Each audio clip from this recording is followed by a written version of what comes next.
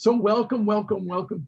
And my name is Ruben Guzman, and I am your host for today's exciting webinar on Valentine's Day, no less, creating healthy relationships. Creating healthy relationships. Healthy, all right, because I'm sure some of you know the experience of creating unhealthy relationships. Yes, I know. Okay, so I've been there, done that. So what we want to really focus on today is being able to create healthy relationships. And it's a big part of lifestyle medicine. It really is. It's critical, and the research shows that.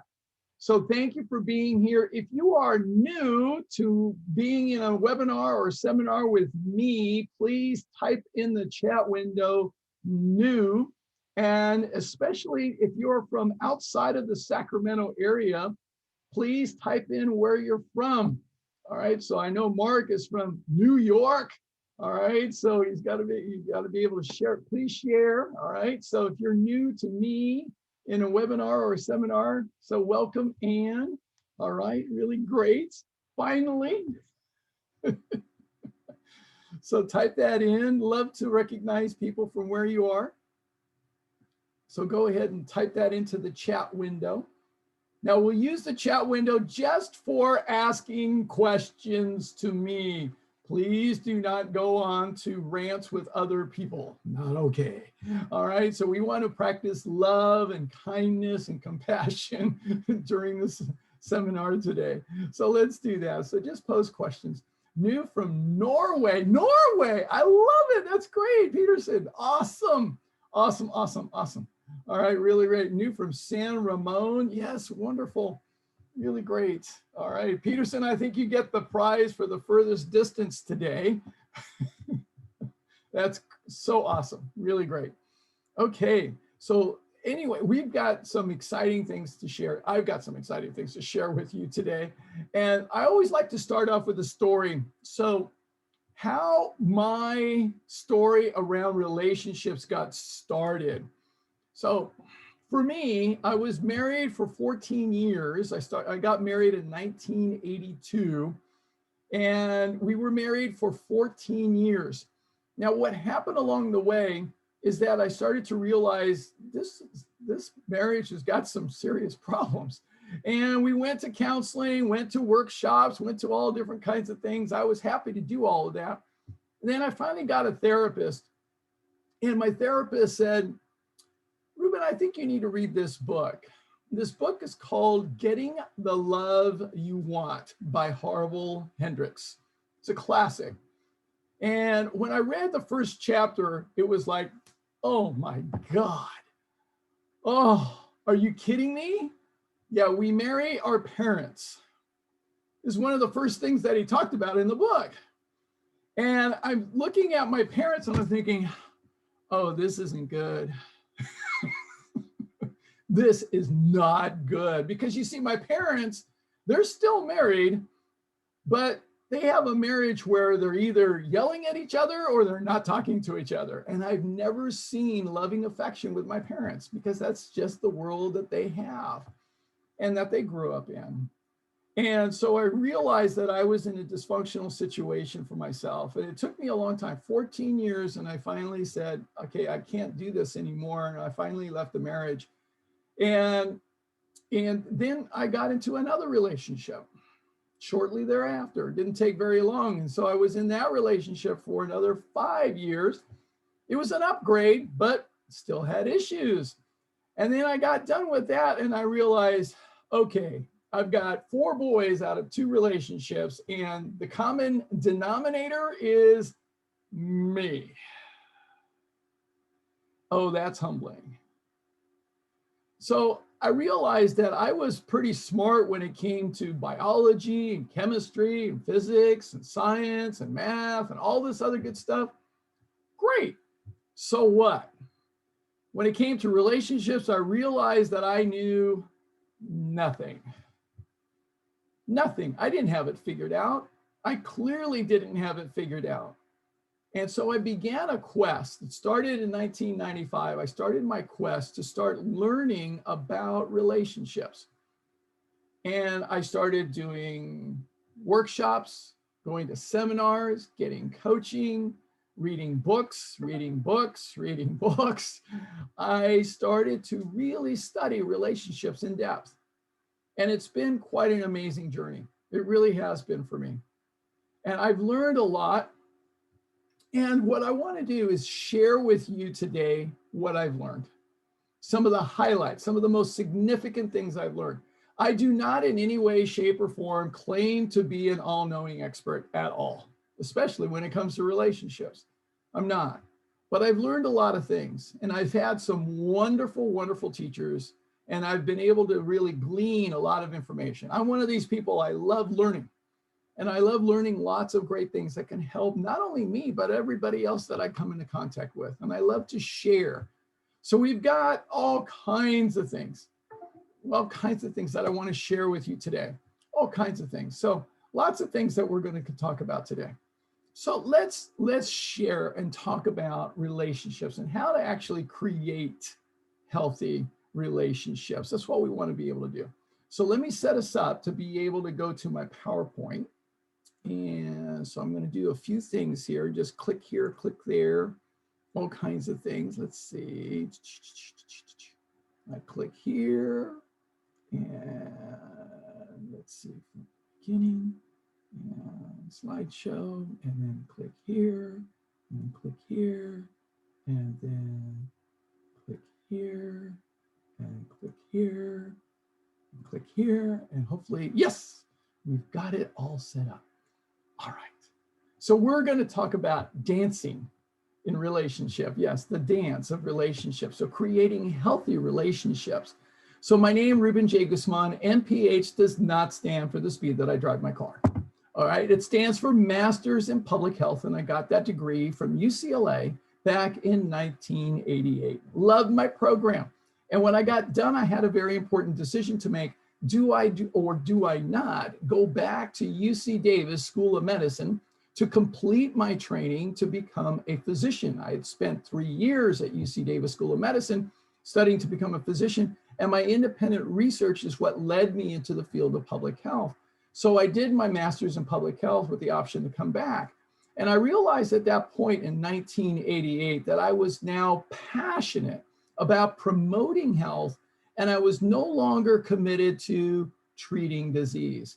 So I decided not to go back to medicine, but instead to pursue studying lifestyle medicine on my own. Now, there was nothing called lifestyle medicine back then. It didn't exist. I was ahead of my time. But in 2016, I went to a healthcare conference on nutrition. And at that conference, they talked about the American College of Lifestyle Medicine. I was so thrilled and delighted. A new branch of medicine, the American College of Lifestyle Medicine, an evidence-based approach to prevent, reverse, and treat chronic disease using lifestyle measures in the areas of nutrition, physical activity, emotional well-being, alcohol and tobacco reduction, healthy relationships, hydration, and sleep. So I was so excited. And I signed up, became a member, and went to my first lifestyle medicine conference in October of 2017. I thought I died and gone to heaven. It was so extraordinary. And it was over 1,200 health professionals from 38 different countries. And we were all on the same wavelength. The energy was palpable. It was extraordinary. And then they announced at that meeting that they were going to open up board certification for physicians, for MDs and DOs, but also for professionals, for people who had PhDs and or a master's in a health-related field. That's me. So I signed up, studied for a year. In October 2018, went to my second lifestyle medicine conference. And after the conference, I sat and passed my board exam. So I'm one of just a few. There's very few of us that are board certified as health professionals, certified lifestyle medicine professionals, trained to be able to prevent, reverse, and treat chronic disease for you. And the day is coming where this will be reimbursed by your health insurance carrier. It's very exciting, very exciting. In addition to that, I've also been coaching for a long period of time. I've been coaching for over 40 years. And I'm also a member of the Institute of Coaching at Harvard. And it's very, very exciting to be a member of that. what I get to live into every single day is this quote that Thomas Edison said well over 100 years ago, that the doctor of the future will give no medicine, but will instruct his patient in the care of the human frame, in diet, and in the cause and prevention of disease. Doesn't that make sense? Doesn't that make sense? I think it makes sense. In addition, I want you all to know that I have absolutely zero zilch nada as far as conflicts of interest whatsoever. No gimmicks, no sales, no scams of any kind. I have nothing that I'm going to sell you, try to sell you at all. All right, I'm just an educator. I love giving good information. I will share with you a little bit about my services and what I offer, but you get to choose how you want to do that. So the thing is, I have no scams for you. So this is really a great opportunity to learn. And I love teaching. It's one of the favorite things that I have. I think that Virgil was correct. 2,000 years ago, he said that the greatest wealth that any of us can have is our health. And relationships is a part of that. So we're going to talk about a lot of different things today. A lot of things. I've learned a lot of things over these last 25 years, 26 years. And I put together a program of all my major highlights. And I've expanded from the last time I delivered this. So if you've been with me before, guess what? You're going to get even better, new, updated information. I love doing these. So we're going to talk about the context for health and specifically how that affects, how relationships affects our health. It's really dramatic and it's profound. We're going to talk about something that I learned a long time ago about the 4 basic types of relationships. And once you start to see this, you start to see yourself how easy it is to be in a dysfunctional relationship. And then we'll look at what gets in the way of creating a healthy relationship. And what I've learned is that there are rules for men. Guys, you're going to learn about those today. Oh, they're profound. They are the keys to the kingdom. Ladies, you got rules too. So I'm going to share the rules for women as well. Really awesome. And then we're going to talk about the keys for creating a sustainable, happy relationship, because we've got a lot of research on this now. Then we'll also talk about the languages of appreciation, really important for us to know and understand. And then what does it take to actually create a dynamic partnership? For those of you who are single, would like to be in a relationship, what does it take to actually do that and to do it effectively? We'll also distinguish the difference between pleasure and happiness, because it's really important to understand that. And then we'll finish up by talking about how you can make the rest of your life the best of your life and how you can have a successful lifestyle change, because the information on its own doesn't do anything. It's about being able to apply it. So let's get ready. If you want to take some notes, go right ahead. However, I want to let you know that since you registered, I'm going to send you a follow-up email with all the slides from today's presentation. I'll also send you the link to the recording of this presentation. I'll also send you tons of follow-up information. I'm going to send you links, videos, resources, all kinds of things. I was a university professor, so guess what? I love giving homework. So I'm going to send you all this information. So you're going to get lots to really chew on and digest, and it'll take you a while. It's really great stuff. So all that's just my special gift, my way of saying thank you to you. So let's get started.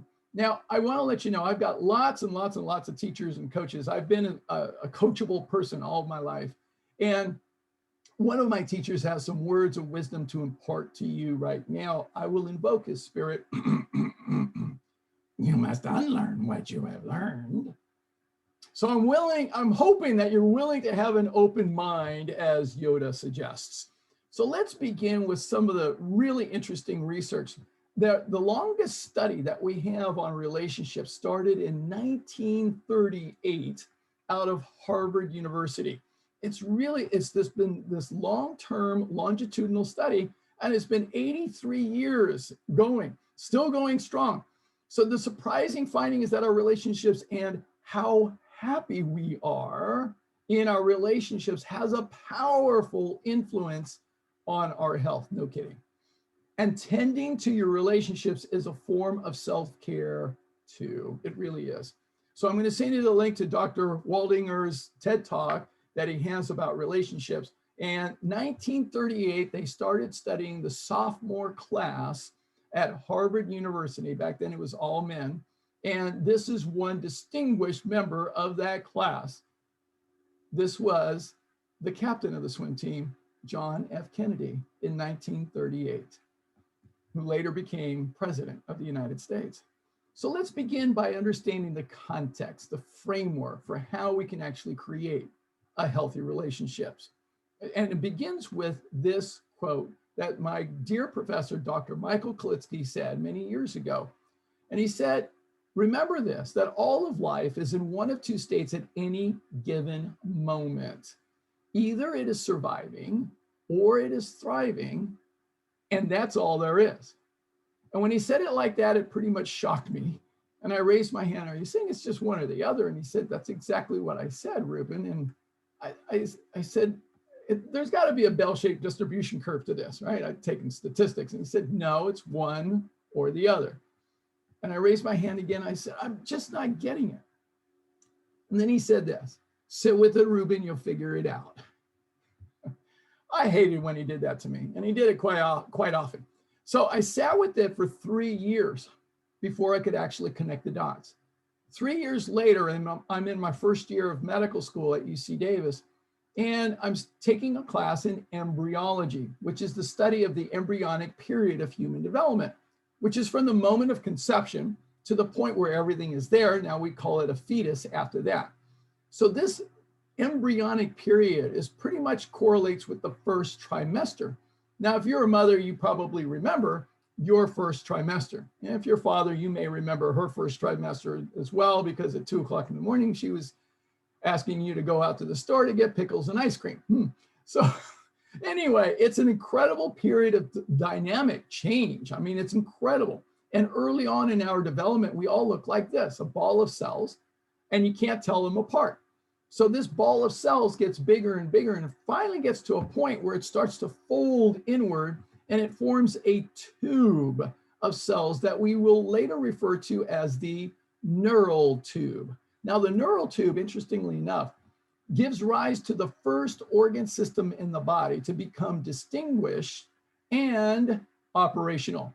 It gives rise to the central nervous system because it gives rise to what we call the limbic brain. Limbic meaning the limbic area, which is the core, the central area. That's your amygdala and your hippocampus and your pituitary and your hypothalamus and all those areas in there. And then it's all connected to your spinal cord. So it's all together. Now, this is the electrical system. And what the professor said is that once this system is turned on, it's on, and it's on 24/7 for the rest of our lives. And it's running the show referred to as our body. It's in charge. It runs everything. Your heart beats, you don't have to think about it. Your food digests, you don't have to think about it. You breathe while you sleep, you don't have to think about it. All of this is on autopilot. It's all being regulated by the central nervous system. Now, what the professor said next got my attention. He said, now it's a basic electrical system, and just like any electrical system, it's got two currents. You got a positive current and a negative current. So the positive current is referred to as the parasympathetic branch of the central nervous system. When it is on, it is affecting every organ system in the body, every cell in the body in a particular way. The negative current is the sympathetic branch of the central nervous system. When it is on, it is affecting every organ system and every cell in the body in the opposite way. These are polar opposites. This is the polarity that exists inside of each one of us. And we're going to talk about more about polarity later, but it's really important to understand. So this is this natural polarity that we have of these two currents, the positive and the negative, the parasympathetic and the sympathetic. So there's this polarity. So the thing is, it's really important to get. I got from the professors that, and once this system is turned on, we're either operating in the sympathetic state or the parasympathetic state. We don't operate both at the same time. We can go back and forth between the two. Now, this is really important to understand when it comes to relationships, because so you see, if we're in the sympathetic state, it's affecting every part of us. And if we're stressed in our relationships, we're in the sympathetic state. Yeah, that's what's happening. That's what's happening. We're reacting to the stress of our relationship. Our whole body is now in the state of survival, and we're operating from very primal energy. And we may recognize fight, flight, freeze, or fold as reactions and responses that we have in our body, but even as subtle as a perceived threat is enough to trigger the state of fear. Now, what we also see in the literature is this, that the common thread of all chronic disease is being in the state of dis-ease far too much. So this is why relationships is a critical factor when it comes to lifestyle medicine and being able to really address chronic disease. It really makes a profound difference. So what we want to do in lifestyle medicine, instead of throwing drugs or treatments at the sympathetic state, what we want to be able to do is make a fundamental shift in the central nervous system state and shift the central nervous system into the parasympathetic state. Now, here's what happens when it comes to relationships, because if we're in the parasympathetic state, now we're experiencing peace and pleasure and restoration and digestion and fun and play and ease. We're thriving. And guess what? Our body is able to heal so much more effectively than any medications that we could possibly ingest. And we experience life being powerful. That's a beautiful thing. It's a beautiful thing. So this is what we want to be able to do. This is what lifestyle medicine is fundamentally about. It's about being able to shift the central nervous system state from the sympathetic, being predominantly in the sympathetic state, to being predominantly in the parasympathetic state. And that's what we want to be able to do. Now, I say that there are 5 secrets, 5 elements that influence our central nervous system state that we have total control over. Here they are in a nutshell. I have a whole webinar on this, the 5 secrets to living a thriving, healthy, happy life. But number 1 is the thoughts that we think, because our thoughts are so powerful. If we've got stinking thinking, guess what? We're in the sympathetic state. If we use the power of positive thinking, then we're in the parasympathetic state.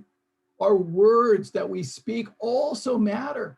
All right, if we're gossiping, if we are complaining, if we're being cynical, skeptical, critical, I mean, that's going to put us in the sympathetic state. If we're being uplifting, encouraging, compassionate, and kind, that's going to put us in the parasympathetic state. And it's not only the words that we speak, but it's also the words that we listen to. The actions that we take, the 3rd secret, because actions speak louder than words.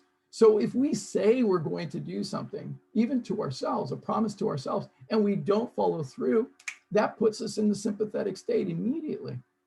So it really is about living a life of integrity and being able to be consistent with what we say.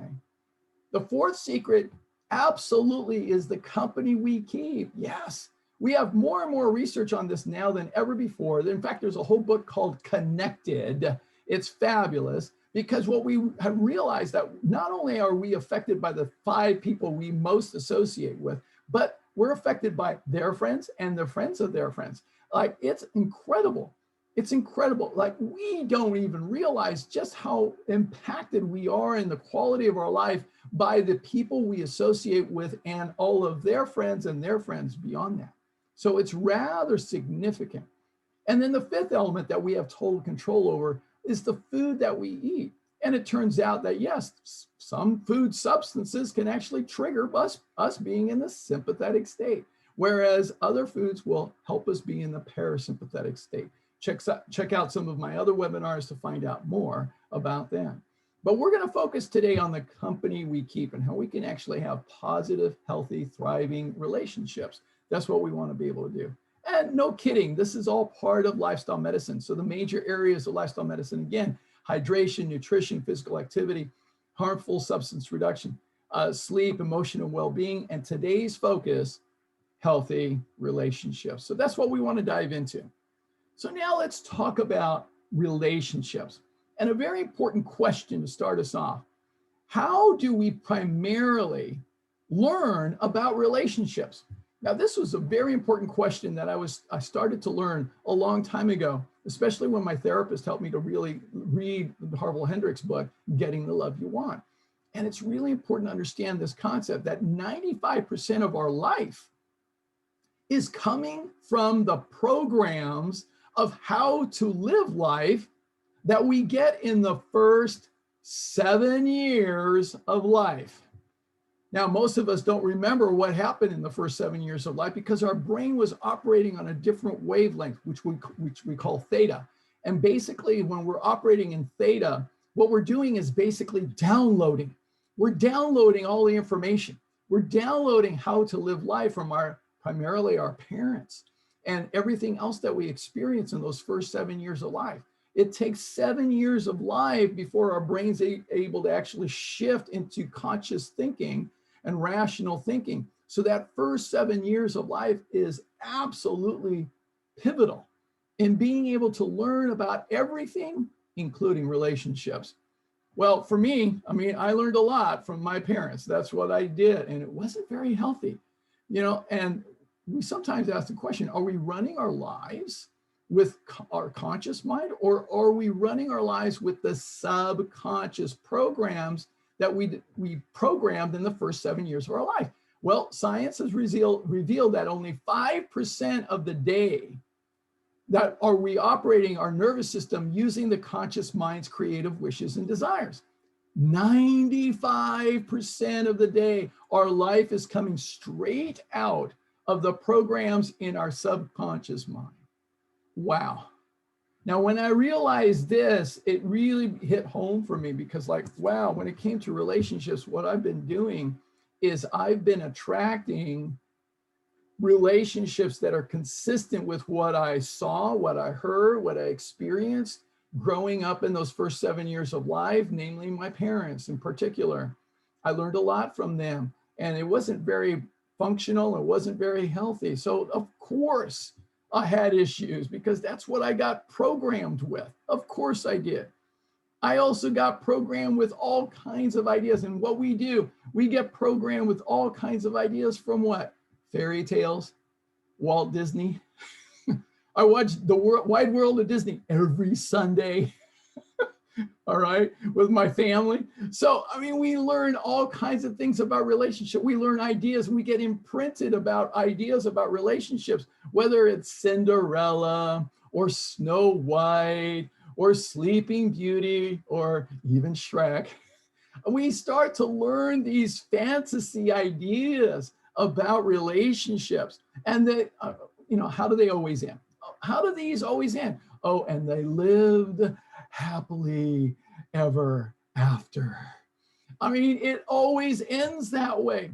So we're programmed to be thinking that in our first 7 years of life, that this is how relationships are supposed to be, that they live happily ever after. And then we grow older than 7. And then what? We start watching movies, and then we see that this whole message gets reinforced in all the movies that we see. Like, we see all these different kinds of movies, right? And it completely gets reinforced. I mean, Titanic, From Here to Eternity, Spider-Man, Ghost, The Notebook, Gone with the Wind. I mean, we get completely filled with all of these fantasy ideas about relationship. That's what happens. It gets completely reinforced over and over and over again. And then we finally wake up and we say, you know what? This is just not working. And then we go see a therapist like, oh, I need some help because this isn't working.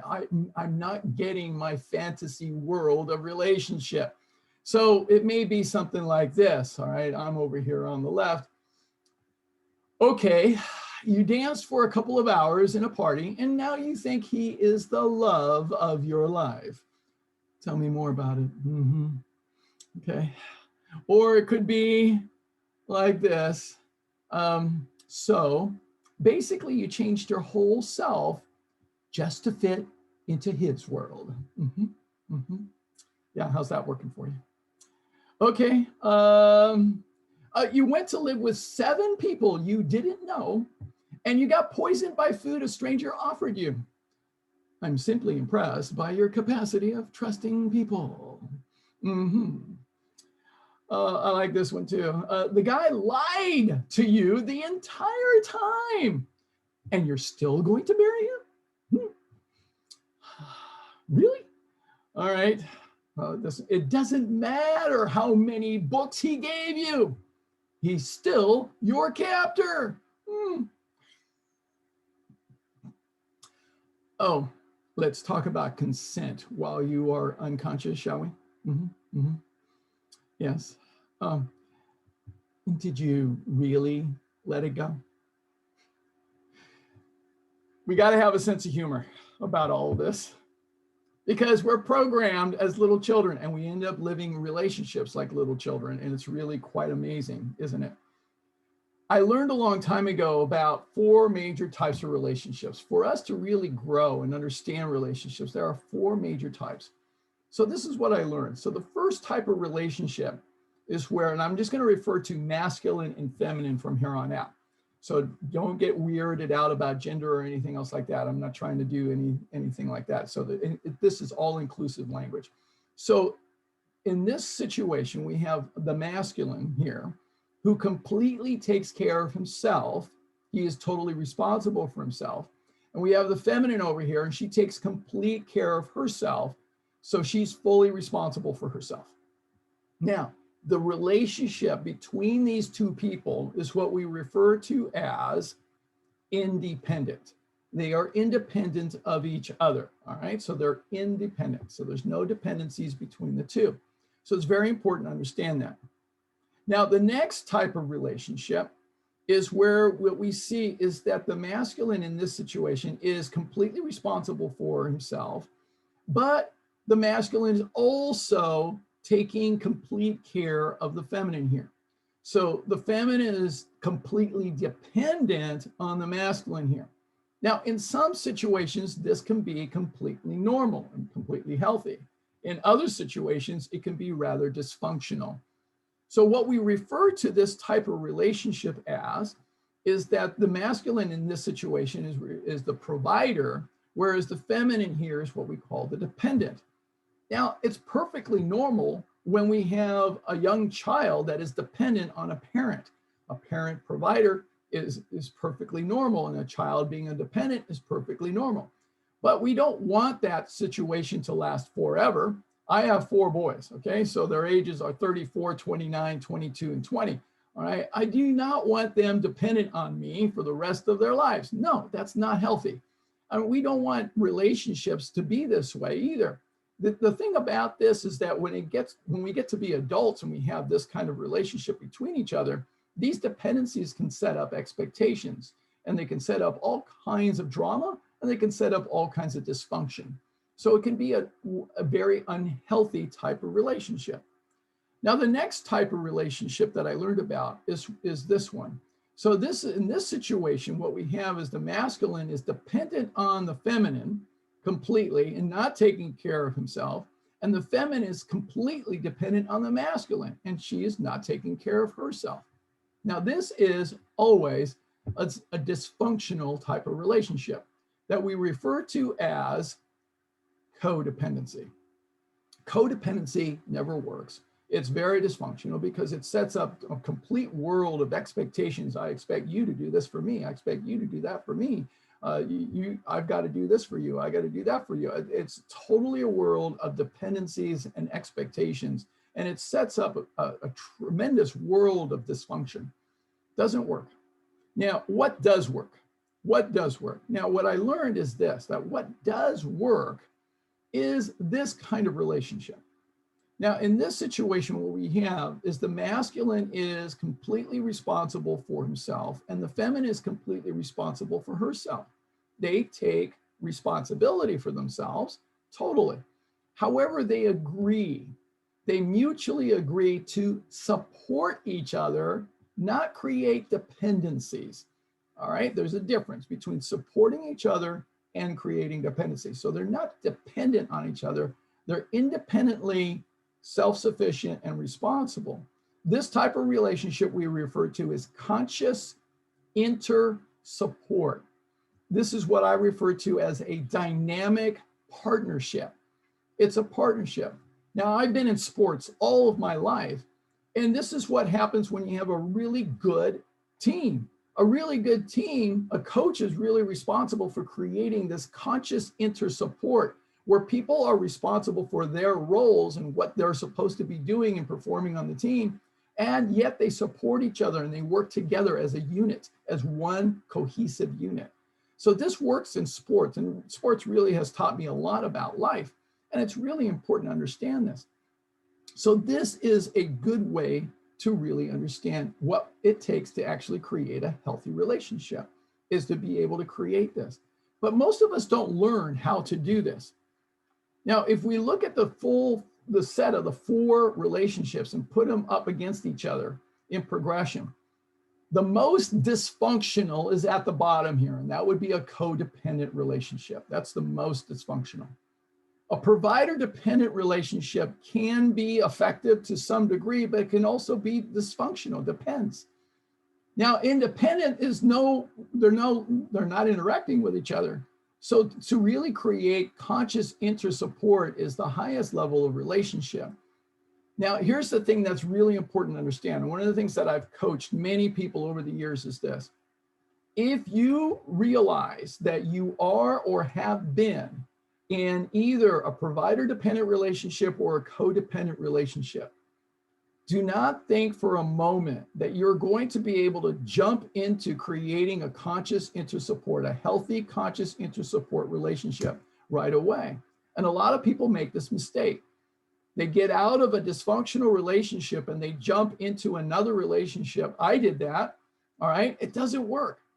What we have to be able to do is progress first into becoming a healthy, independent person. That's what's necessary. So we have to gradually move up this spectrum here, and we have to become a healthy, independent person first before we can actually create a conscious inter-support relationship that is healthy. It's really important for us to understand. Now, I will come back to this in many different ways. I love this. I love this. It's really important to drive that point home even more. The capacity to be alone is the capacity to love. It may look paradoxical to you, but it's not. It is an existential truth. Only those people who are capable of being alone are capable of love, of sharing, of going into the deepest core of another person without possessing the other, without becoming dependent on the other, without reducing the other to a thing, and without becoming addicted to the other. They allow the other absolute freedom because they know that if the other leaves, they will be as happy as they are now. Their happiness cannot be taken by the other because it is not given by the other. This is real important. We will come back to this again and again because this is a real important point to be able to create a healthy relationship.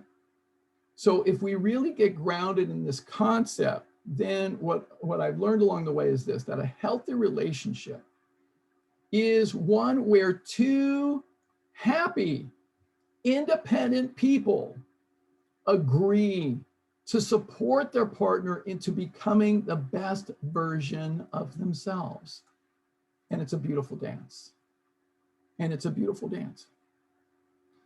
If you realize that you have been in a dysfunctional framework in your life, whether it was your parents or a relationship, most likely your parents, all right, like it was for me, all right, like my parents were dysfunctional in the relationship. And I realized that, oh, wow, that's my programming. So now I have to shift gears. I have to shift gears. And I learned this, you need to hang out with people who fit your designated future, your intended future, and not your dysfunctional history. Very important. It really makes a difference. Now, what gets in the way? What gets in the way of us being able to create a healthy relationship? Several things that I've learned. One of the things that gets in the way is a loss of attraction, or what we call depolarization, because what we need is healthy polarity. Now, the only difference between an intimate relationship and a friendship is intimacy. being able to be intimate is not just sex. It's about being able to be vulnerable, being able to be connected. I mean, an intimate couple would walk together naked in the rain, okay? That's an intimate connection. That's really what is important. Other things that get in the way: irritation, frustration, emotional stacking, stonewalling. We're going to talk more about how all these get in the way with you. All right, all of us. So we're all going to get a chance to look at that. I love this from Dr. John Gray and Barbara DeAngelis, who were married and they got divorced. And John Gray wrote, Women Are From Venus, Men Are From Mars. And the four R's, resistance, resentment, rejection, and repression absolutely kill off relationship. All right, so now you have a little exercise, because I want you to make this personal for you. All right, I want you to think of a person who has irritated you, frustrated you, annoyed you, upset you from time to time. I love this little meme here. Thank you for making me so angry that every time I open my mouth, it appears that I have Tourette's syndrome. Yeah. So I want you to think of somebody who has upset you from time to time, irritated you from time to time, whatever the case may be. All right. Now, do not write their name. Now, I want you to think in that moment of truth, when you've been upset, irritated, frustrated, annoyed, whatever the case may be, what have you said to yourself about them in that moment? In that moment, when you've been frustrated, irritated, annoyed, whatever the case may be, all right, you've had that negative energy and that was coming up, all right, what did you say to yourself about them? Go ahead and type that in the chat window, type it in now, come on, just let it rip, let it rip. We're all adults here, and none of this is going to be identified for any person. Do not say their name. You know, I can't stand that you think this way. You know, you're an idiot. Oh, why can't you just listen? Come on, type. I want to see some of you. Come on, type. What is it you say to yourself in that moment of truth when you're upset? What is it in me that you are trying to show me? Oh, you're a jerk. Oh, love that one. Okay. You haven't changed one bit. Get with the program. All right, great. What else? Come on now. Share. I need a few more examples. Come on, be honest. This will help you. The more you let this out, the better it's going to be for you. I want to create a transformation for you, a breakthrough for you. All right, you are selfish. You're so selfish. Yes, what else? Come on now, come on. I want to see more. Okay. You don't listen. Yeah, that's probably number one. You don't listen. Oh, you're rigid. You think you know more than you actually do. You're dominating. You want to control too much. Oh, yeah. You're so miserly with your emotions and your love, and you're so mean. Oh, yeah. I'm so tired of you controlling me all the time. Yeah. Oh, yes. Okay. So really great example. So you can stop now. Okay. Now, here's what we do in relationship. We get upset with the other person. We do. That's just part of who we are as human beings. As human beings, we have that experience where we have feelings and we get triggered by the other person. I want you all to consider this. Now, if you get this, this will be liberating beyond your wildest dreams here. This is like the essence of this whole webinar is right now, this moment. Consider it's not about them. You're upset, but it's not about them. And here's what I had to learn. This is what I had to learn. I'll share with you. I mean, I'm living proof of this, all right? I had to learn that if I'm upset, it's my perception and it's my reaction. Common denominator is me. It's my subconscious wiring that this other person is triggered in me, and it's not about them. They're just doing who they are. Okay, that person is who that person is. And they've triggered me It's my wiring. Wow. Now, when I got this helped so much, because this is the first step, is awareness. The first step is awareness. It begins with awareness. And I had to get that I had these primary childish conversations going on in my head. These 2-year-old conversations. I'm not getting what I want. Or it shouldn't be this way. It's not fair. Or some combination thereof. I'm operating from my subconscious mind. If I'm upset, I'm in the sympathetic state. I am operating from a subconscious mind. I'm operating from my 2-year-old mentality. That's how I am. Now, here's the thing. We don't learn how to break out of that. We don't learn how to break out of that. And Thich Nhat Hanh says it very well. People have a hard time letting go of their suffering. Out of the fear of the unknown, they prefer suffering that is familiar. That's a big pill to swallow. See, we get upset and then we keep getting upset because we don't know any differently. I had to learn to break this cycle. Now, one of my other teachers says this: life is not suffering. It isn't. No, it's not meant to be. No, it's not suffering. It's just that you will suffer it rather than enjoy it until you let go of your mind's attachments and just go for the ride freely, no matter what happens. My friends, this is liberating. Now I'm going to recommend a book. I've got 13 books that probably more, that I'm going to recommend to you from today's webinar because I've read a lot. So this is a powerful book. See, we have attachments. We get attached to how we think life should be, how they should be, how I should be, how the world should be. I mean, we should all over everything. So this is a powerful book, The 5 Levels of Attachment. It will free you up powerfully. Now, to be authentic, there are 5 levels. The first level is to be authentic. Authentic self means no attachment. No attachment. That's how you are able to be present, complete acceptance. You experience joy, and there's no conditions and no expectations. Powerful. The second level of attachment is preference, how you would like it to be, but you can be okay with it if it's not.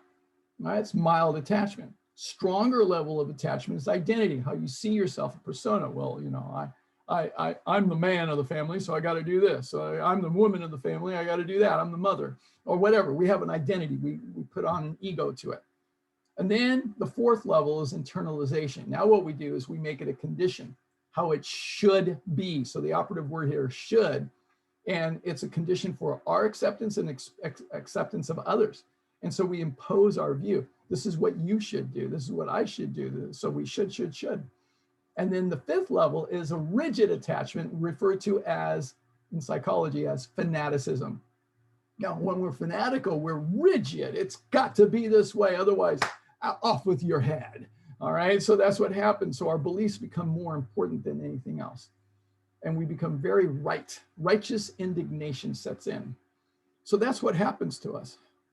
So what we have to learn if we want to really create healthy relationships is to learn to let go of our attachments. Read the book, it's fabulous. There's a whole process that they map out in the book. And I love this story. I'm going to summarize the process of learning to let go of attachment with this beautiful story. This is called the Wise Woman's Stone. So a wise woman who was traveling in the mountains found a precious stone in a stream. The next day, she met another traveler who was hungry, and the wise woman opened her bag to share her food. The hungry traveler saw the precious stone and asked the woman to give it to him. She did so without hesitation. The traveler left, rejoicing in his good fortune. He knew the stone was worth enough to give him security for a lifetime. But a few days later, he came back to return the stone to the wise woman. I've been thinking, he said. I know how valuable the stone is, but I'm giving it back in hope that you can give me something even more precious, please give me what you have within you that enabled you to give me the stone without pause. Isn't that a beautiful story? Very powerful. Very powerful. Now, how we can eliminate upsets. So what I've learned along the way is how to eliminate my upsets. You know, it's really been amazing. Somebody asked me, when's the last time you got angry, Ruben?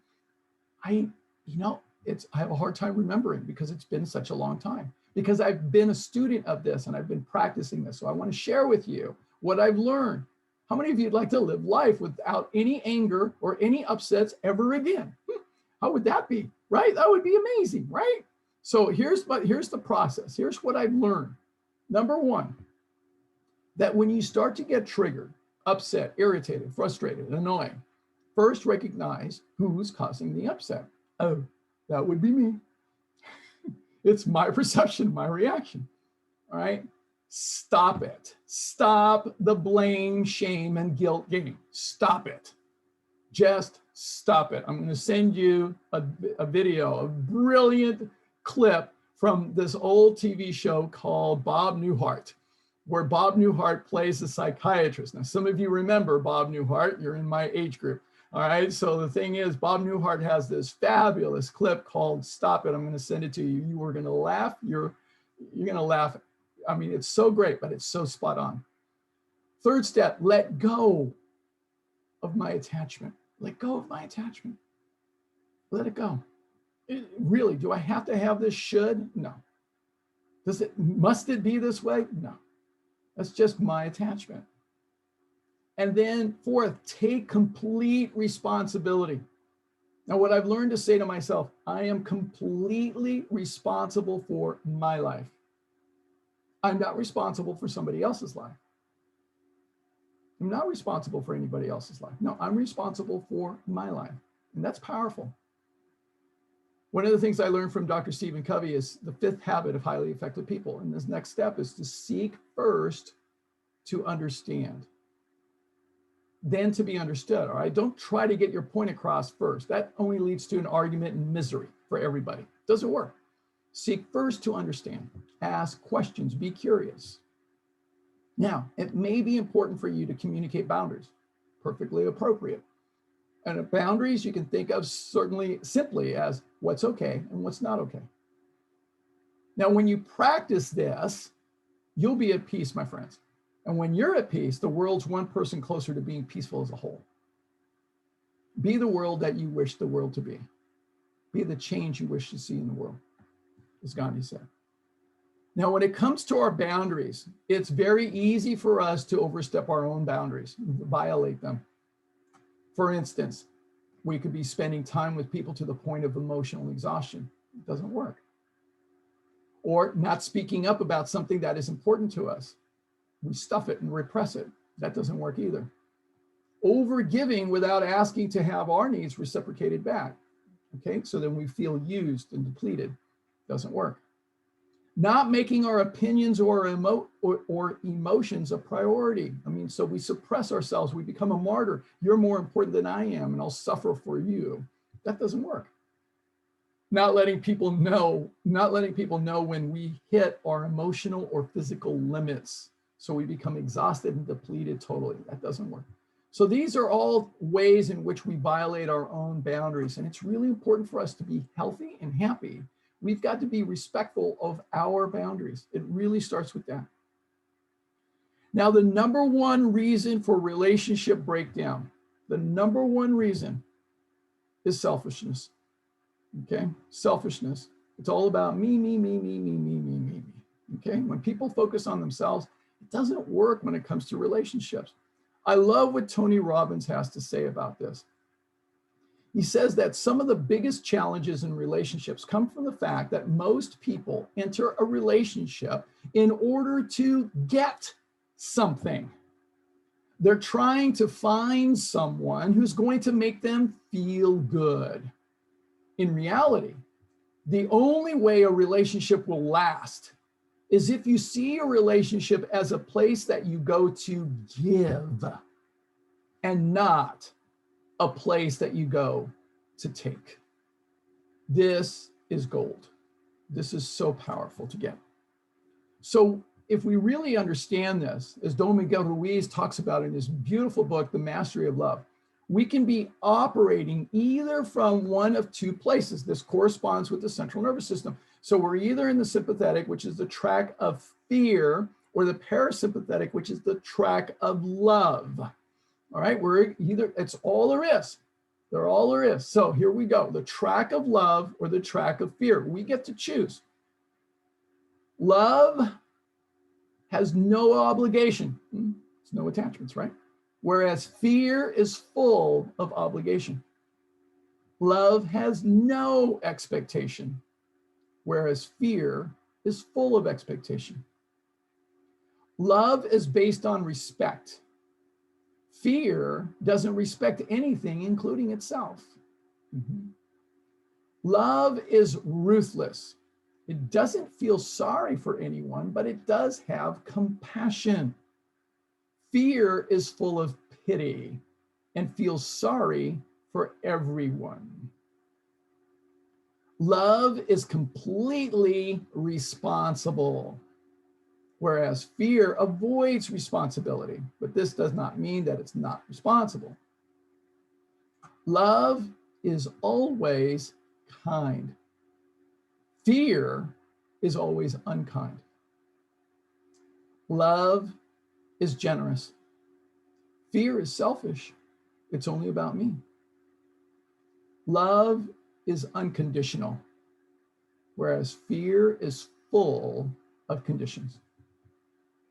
Powerful, powerful material. So it's a great book, by the way. It's one of my favorite books on relationship. Now, what makes a relationship work?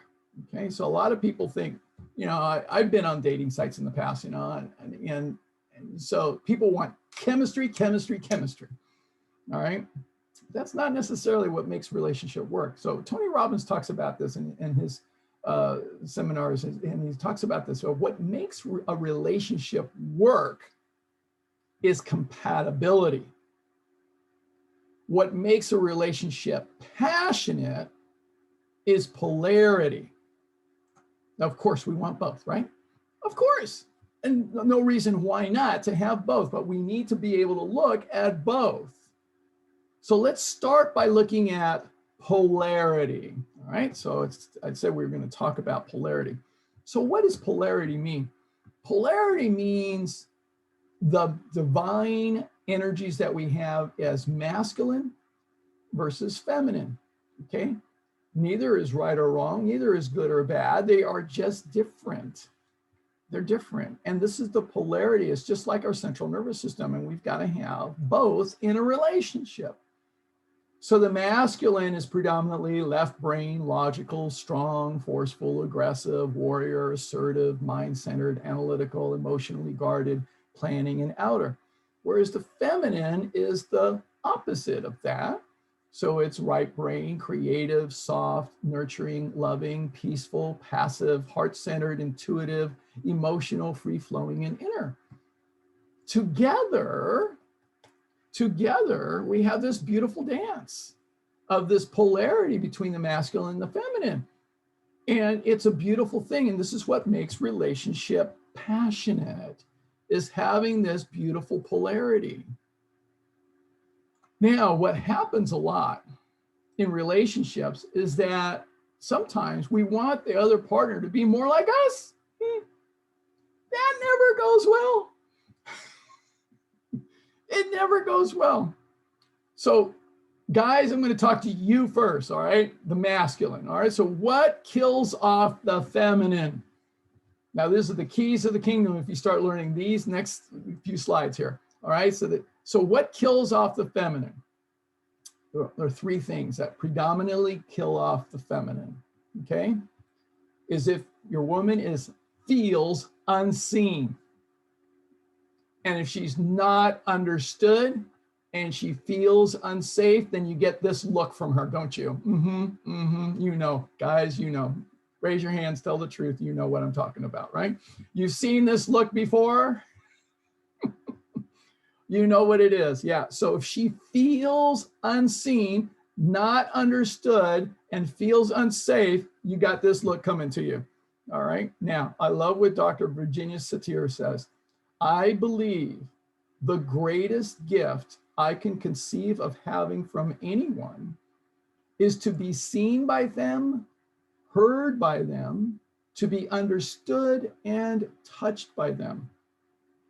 Guys, this is profound. Really want to get this. You really want to get this.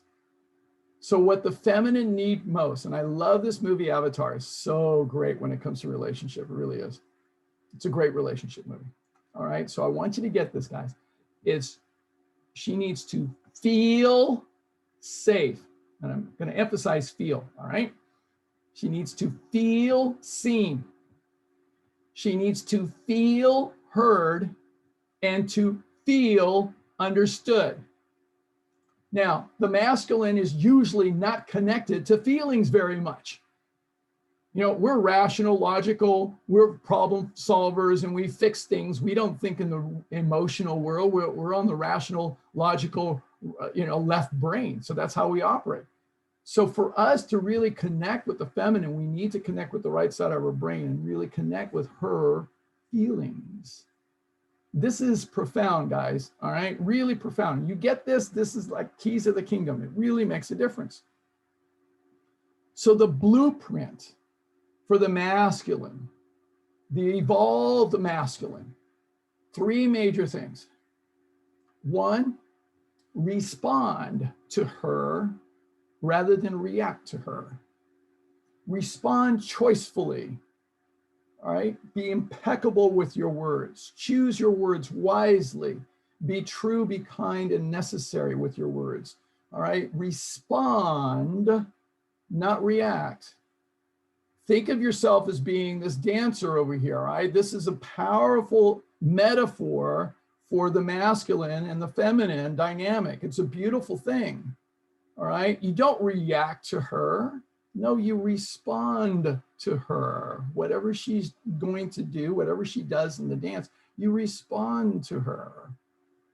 Secondly, provide structure, clarity, and direction. Look, she will follow your lead if you provide all 3 of that. She's got to feel that structure, clarity, and direction from you. She's got to feel that you've got her. You've got her. And when she feels that, yeah, she will respond to that positively. And the third thing for the masculine is to create safety, and in major ways, physically, financially, and emotionally. She's got to feel safe. Remember that. It's really important. Now, I've learned how to dance like this. In fact, with the right partner, I can do this, and it's a beautiful thing. But it doesn't happen overnight, my friends. It happens with connection. It happens with me being in my powerful masculine energy, and happens with me being connected to her feminine energy. And it happens with time and building that trust and that connection. That's how it occurs. So it's real important. Real important. So this is the masculine blueprint. All right, ladies, time for you now. All right, so what kills the masculine? So when you have the feminine masculine polarity, there are things that kill the masculine. So the 3 C's that kill the masculine off: being critical, being closed, and being controlling. Yeah, so being critical, being closed, and being controlling. Those 3 will definitely kill off masculine energy. So what the masculine need most: respect. They need you to respect them, okay? You've got to respect him. I mean, especially if you talk badly about him in front of his friends, that doesn't go well, okay?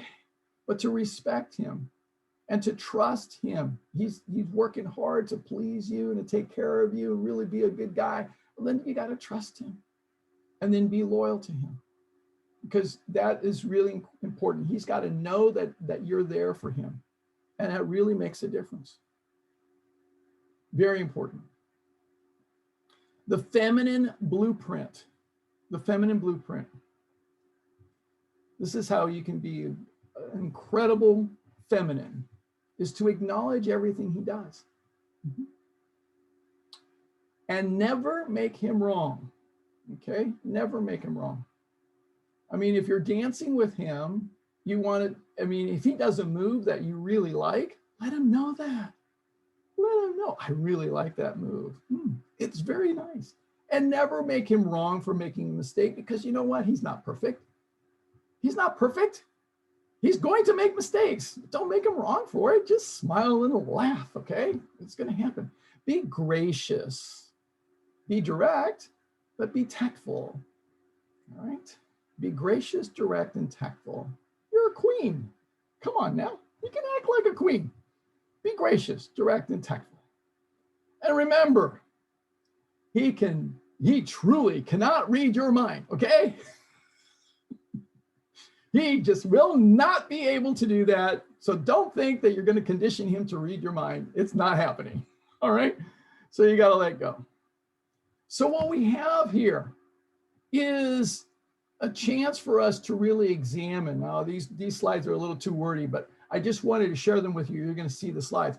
But there's a balance between the feminine and the masculine. There's this beautiful dance that can occur. It's beautiful. And what we want to be able to do is create this dance. And we also want to recognize when we have wounds. We want to recognize that so we can start to heal from those wounds, and we can help each other to do that. So this slide and the next slide, I mean, they talk about the sacred feminine, the sacred masculine, but also the wounded feminine, the wounded masculine. So we want to look at ourselves. Consider this, my friends, and why I showed these two slides is that your partner is going to be a mirror for you to help you to see your wounds and to help you to see where you need to heal. And this is one of the things I learned from a great book called Creating a Spiritual Relationship. So our partner is a perfect mirror for us. So embrace that. I love this. This is a Cherokee proverb. And looking at the masculine and the feminine, that a woman's highest calling is to lead a man to his soul, so as to unite him with source. And you can substitute, God or divine purpose in that. It's perfectly, it's all the same. But a man's highest calling is to protect woman, so she is free to walk the earth unharmed. Beautiful. So she can relax and totally be in the feminine energy, and that's beautiful. Women, remember this, and it's really important, that an intelligent man will open your mind. A handsome man will open your eyes, but a gentleman will open your heart. So keep that in mind. Keep that in mind. Now, there are lots of red flags that people typically look for, but you should also be looking for green flags. All right, look at these. These are green flags. So self-responsibility, supports your personal growth, practices self-care, self-reflective, long-standing friendships, empathy, vulnerability, spirituality, self-growth, self-sufficiency, healthy hobbies, communicates openly, and honors boundaries. That's a good person. That really is. That's wonderful. So real love, my friends, is not about being perfect. It's not about being perfect, okay? A lot of people look for that perfect partner. No such thing, okay? Real love is about having that unconditional commitment to continue choosing and loving someone imperfect. Yeah, because you know what? You are too. We all are. And I saw this one movie, it was really beautiful. The line was, to be perfectly imperfect. Really is wonderful. Now, if we're in a relationship, we're going to be having conflict from time to time because we are imperfect. We are. And there are healthy ways to resolve conflict. There really are. There are healthy ways to do it, because arguing and name calling and belittling and being negative or repression or resistance, all those 4 R's, those don't work. So what are some healthy ways? So I've got a few ways for you to practice. So one healthy way is this beautiful hack. I'm going to send you the video. on this that I saw this and I said, that's beautiful. It's a beautiful way to resolve conflict. So if you start the conflict, of course, you have to practice and agree to doing this in advance, of course. All right. But to resolve conflict, call timeout. First thing, call timeout, and then pause. And both of you take 3 deep breaths. And then you come closer to each other and you interlock your fingers, okay? In both hands. And you do that and look at each other. And then you give each other a heart-to-heart hug. Now, what we show in the research is that when you put your head to the right of their head, our hearts end up being closer together. Most people hug the other way, but when you have a heart-to-heart hug, it actually lines up the parasympathetic central nervous system functioning. It really makes a difference. So you want to have a heart-to-heart hug and hold each other warmly and lovingly for 20 seconds while you continue to breathe deeply. And then you close your eyes and match each other's breath. Now, there's a lot to this. There's a lot more about this, but it's a beautiful practice. You want to match each other's breath so that your hearts are in alignment, your energy is in alignment, so you create alignment. And then what you do is you envision what your life will be like 300 years in the future from now. And how significant this problem really is 300 years from now. Now, hopefully you get that the problem really has little to no significance 300 years from now. And you start to actually love each other again and really look at each other in a very positive way. So that's one way. It's a very good little hack. I like this. It's fun. Another tool using nonviolent communication strategy is one of my favorite tools. It's called the communication pentagon. And what you do in this is you use nonviolent communication, which is you're claiming things for yourself. Like, this is what I noticed, what I think, instead of saying what you didn't do. Okay, so you're not attacking. You're not being offensive to somebody. You're not attacking them, because then people get defensive. So we don't want to trigger defensiveness. So this is a beautiful strategy, the communication pentagon. So you start off by saying, and you have a dialogue in this. So these are your prompts. So, sweetheart, what I notice, what I observe, what I see, and I'm presenting the facts from my point of view. Here's what I notice. And then you ask, then I would ask, I said, so sweetheart, what is it that you notice or what you observe or what you see in this situation? Okay. All right, very good. So she shares the fact. And then secondly, he said, well, here's what I think. And I'm going to share what I see what I think are the reasons for the problem. Okay, so here's what I think is going on. Here's what I think is contributing to this problem. And then I would ask, what do you think is contributing to this problem? Okay. All right. And now all the while we're doing this, the energy, the heatedness of the energy is coming down, and it really starts to make a difference. The third thing I want to talk about is what I feel. All right. This is what I feel is the impact on me. This is how I think this is affecting you. This is how I think this is affecting everyone in our family. All right, so this is what I feel. And then I would ask, how do you feel this is affecting us? And so it becomes a dialogue and you're sharing. Then you shift from looking at the problem, what you see, what you think, and what you feel, and you start to look at what you see is missing. This is solution consciousness. Now, what you do is you look to see what could actually make a difference. What I see is missing is an awareness about this, or maybe I could do this, or maybe I could do that. And you own it, all right? This is what I see is missing. And then I ask her, all right, what do you see is missing? What do you see is missing that could actually support resolving this issue? And she shares. And then the fifth step is what I request. Here's what I would like to see. Here's what I ask. And then I share that. And it's to be asked in a way that creates a win-win for everybody. And then I ask her, so what would you like to request? What do you ask? What would you like to see? And this leads to a very healing and effective resolution of the conflict. It's very effective, works many, many, many times. It works really well. It's really great.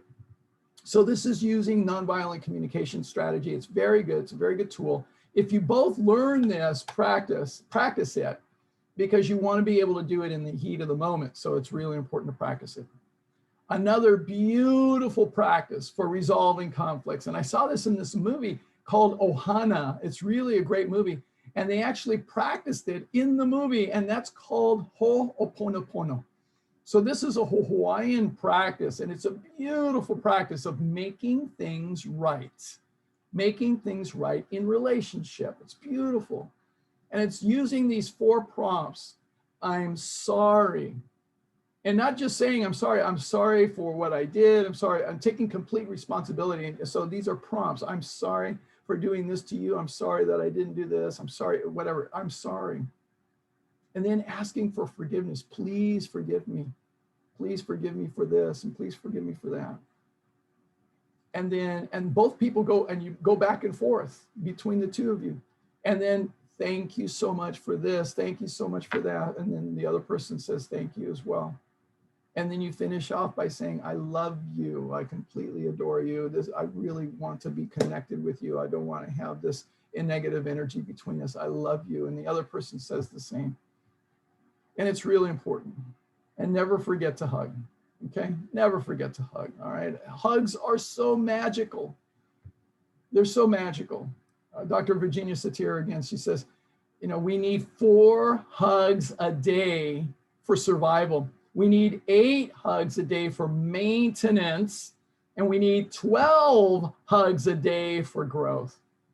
Now, I know because of COVID, I am seriously hug deficient, and many of you may well be as well. So it's a really powerful thing. Never forget to hug. Really important. Now, what I've learned along the way is that there are many dimensions and facets to creating a sustainable relationship. I've had the honor of being able to study wonderful, wonderful relationships. People who have been married 30, 40, 50 years and healthy, happy, thriving relationships. So I've learned various pieces of what are the keys to creating a sustainable relationship. So I want to share with you. Now, chemistry or polarity, we've already talked about that. Yeah, really great, really important. But compatibility is what we're going to dive into next. Commitment can vary. Everybody's got different ideas about commitment. Doesn't necessarily mean that you have to be married, but you can have a committed relationship nonetheless. What's important is that you get to a point. Sometimes you're at different levels, but sometimes at some point you have to get to a point where you're on the same page of commitment. And then supportive purpose. What we show in the research is very interesting, is that when each partner supports the other person's purposes, what they're up to, it makes a profound difference. And some people actually partner with their partner in terms of their purpose and their life and their work and what they're doing. I think of Dr. John and Mary McDougall. I think of Dr. Caldwell Esselstyn and his wife, Jane. I think of so many wonderful people who actually have this support of each other's purpose. Communication is so, so important for relationship. I have an entire webinar just on that. I just did it a couple of weeks ago. So be sure to check that out. I'll send you the link in the follow-up email. And then the languages of appreciation, we're going to dive into a little bit more as well. So let's look at compatibility and let's look at appreciation. All right, so compatibility, what I've learned is that there are major areas of compatibility. The 4 major energies that we have as human beings are physical, emotional, mental, and spiritual energies. All right, so physical is anything to do with our body. So physical compatibility could be everything from hygiene to our fitness, our nutrition, so many different dimensions of physical energy that come into play here. So it's real important to have compatibility. Now, most of us are not 100% compatible with our partner, no, but we want to look at, and Barbara DeAngelis, she talks about in the book, Are You the One for Me? She talks about being able to examine if you have sufficient compatibility, and that's really important. So that's physical compatibility, very important to have. Emotional compatibility in terms of how you express your feelings, how you appreciate the other person's feelings, how connected you are in terms of your feelings. So that's very important.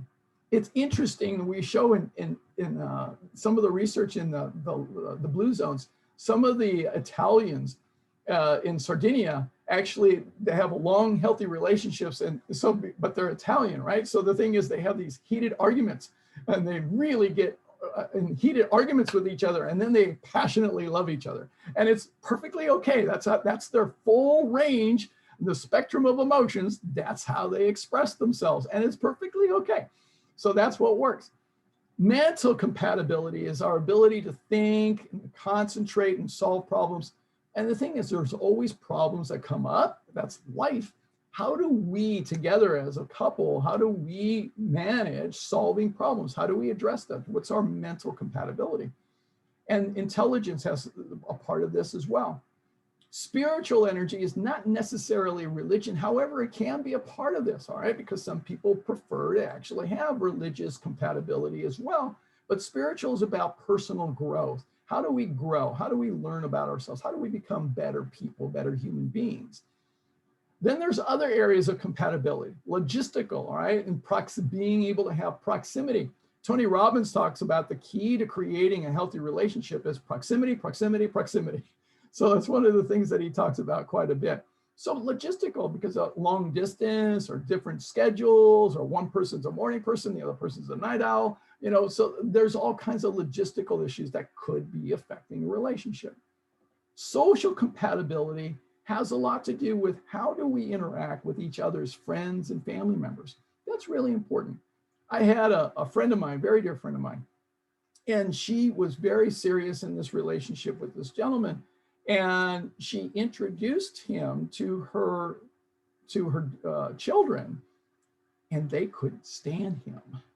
They just couldn't stand him. And she realized that because she has such a deep, deep love for her children, that there was just not going to be, this was not an area of compatibility that was it was not going to work. It just wasn't work because how would this be? It couldn't work that way. Philosophical has to do with all our ideology. You know, how do we think about the world? How do we think about everything from politics to, you know, anything else that you can think of? I mean, all kinds of things. So this is all kinds of perspectives. How do we raise children? You know, education. How do you think about the environment? How do you think about nutrition? All kinds of things, you know, the philosophical approaches. Financial, what we've shown in the research is this, that it's very important to have in a relationship at least one person who is a financial saver, okay? It's a good thing to have one person who is financially frugal, and that person should be in charge of the money, because sometimes we have a spender and a saver, and if the spender is in charge of the money, you're gonna end up being broke, and that's not good. All right, so you wanna have a saver. Now, if you've got two savers, even better. All right, so the thing is, it's good to have financial compatibility and have at least one saver, and that person should be the one who handles the money. And then sexual energy is also very important. I'm not talking about just the act of sex, but it's also the sexual connection. This is part of the intimacy and how that all works. To me, I love this acronym for sex, and that is sacred energy exchange. Isn't that beautiful? To me, that's a beautiful acronym for sex, and that's the intimacy of what we do. And that's a beautiful physical connection that we're able to create together in that space of intimacy. It really is. Now, from a lifestyle medicine perspective, I want you to know there's actually a very serious amount of research around the health benefits of intimate sexual connection. There really is. I mean, and Dr. Joel Kahn, who's a cardiologist, says that every cardiologist should be recommending sex for heart health, because what we show in the research is that 1 time or less a month leads to a 50% increase in the risk of heart disease. 8 times a month, a 36% decreased risk of heart disease. 16 times a month, a 50% decreased risk of heart disease. More is better. Now, it improves your memory, executive function, verbal fluency, decreases homocysteine, which is a major factor in the risk of developing Alzheimer's, and increases testosterone for men. Good stuff. All right, really important. Now, that's compatibility. Now let's talk about appreciation. Now, one of the things that I learned growing up, that it's important for us to appreciate others and practice the golden rule. So the golden rule, as I'm sure you know, is do unto others as you would have them do unto you. Good rule. I've always been striving to practice the golden rule. I've always tried to follow that rule. But I learned along the way that there's a flaw with the golden rule. A flaw. Can you believe it? There's a flaw with the golden rule. Yeah. The premise of the golden rule is that other people have the same feelings and preferences as you. Yeah, because people have conflict over their preferences and feelings all the time. You mean they don't want what I want? Huh, interesting. And then I discovered something really profound, that there has been an upgrade to the golden rule. Did you know that? There's been an upgrade to the golden rule. Yes, it's called the platinum rule. The platinum rule? I never heard of such a thing. Oh, the platinum rule, very simple.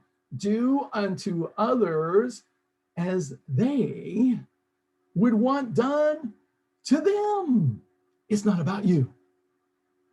Huh. Wow. This is profound, and it makes a powerful difference. So here's another 2 books that I want to recommend to you to learn how to practice the platinum rule. So the first one is The 5 Love Languages by Gary Chapman. This is absolutely amazing. All right. If you haven't read it, run to the Amazon or the bookstore and get this book. It is absolutely fantastic. More ladies have read it than the men. Men, get your act together. Get this book. I know you're out there. All right. Make sure you know this book. And in addition, there's been an upgrade to another edition of this book. It's called The 5 Languages of Appreciation in the Workplace. So if you work with people, all right, if you work with people, if you're a salesman, if you're an executive, if you're a manager, whatever the case may be, you need to read this book, The 5 Languages of Appreciation in the Workplace. Absolute gold. Absolute gold. These are fabulous. Now, the 5 languages are as follows. Number 1 is tangible gifts. Now, some people, they love getting the Starbucks gift card. Yeah, but not everybody. All right. Some people would rather have time with you, quality time. They'd rather have deep, meaningful conversations with you, be able to spend that time with you. Others still, they need to hear the words of affirmations. Thank you. I appreciate you. You make such a difference. All right. They need to hear those words. Others still need to feel the physical touch. Of course, it always has to be appropriate. But the thing is, they need to feel, whether it's a hug, whether it's a fist bump or a high five, whatever the case may be, or pat on the back.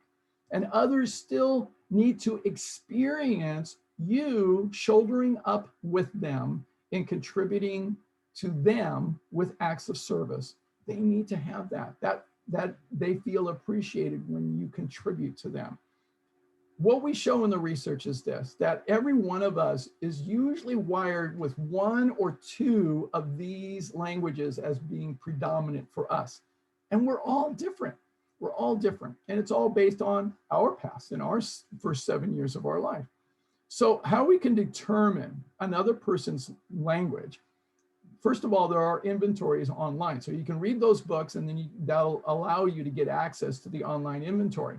So there's the management by appreciation inventory for the workplace, and the 5 love languages assessment for the personal love languages.